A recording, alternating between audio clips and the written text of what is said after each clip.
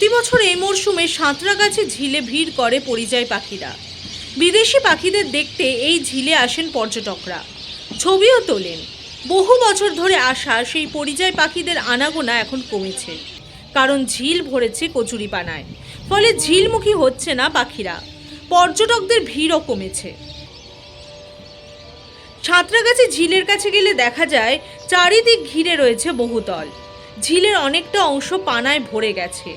স্থানীয়রা বলছেন ঝিলের এমন অবস্থা দীর্ঘদিনের। কচুরিপানা পরিষ্কার না করায় পরিযায়ী পাখিদের দল এসেও চলে যায়, যা দেখে মন খারাপ হয়ে যায় সকলের। ঝিলটা সংরক্ষণ মানে শুধু পাখি এনে মানে এটা শোভা বাড়ানো নয়, এটাকে পুরোপুরি মানে একটা সুন্দর করে রক্ষণাবেক্ষণ করে এটাকে ঘিরে ভালো করে পরিষ্কার পরিচ্ছন্ন করে রাখা। বাবা মায়ের সাথে আসতাম খুব ছোটবেলায়, তখন আমরা যে পরিমাণে পাখি দেখতাম এখন কিন্তু সেই পরিমাণে পাখি দেখা যায় না এখানে। লাস্ট 4-5 বছরে প্রচুর পাখি এসছে, 4-5 বছর আগে। তো এখন তো মানে এবছর তো পরিষ্কারও হয়নি সেরকম।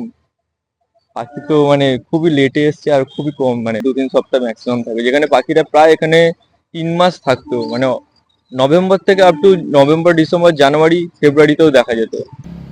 এলাকায় টোটো চালক জয়দেব পোদ্দারও একই কথা বলছেন। মাচুক ঝিল, এতে এলাকায় পর্যটনের সম্ভাবনা বাড়বে, সঙ্গে তারা বেশ কিছুটা উপার্জনও করতে পারবেন। যে আজকে মিডিয়া বা খবরাখবর যেইভাবে পৌঁছেছিল, সে পৌঁছানোর জন্যই হয়তো যে কোনো দপ্তর, আমি জানি না কারা পরিষ্কার করেছে, তারা বেশ কিছুটা জায়গা পরিষ্কার করেছে। সে পরিষ্কার করার সুবাদেই অনেক পাখি আবার এসছে, কিন্তু যেই পাখি আসে, ধরুন 2 লাখ 3 লাখ পাখি আসে, সেই তুলনামূলক সেই পাখি আসেনি। হাওড়া থেকে দেবাশিস গুছাইতের রিপোর্ট, দ্য ওয়াল।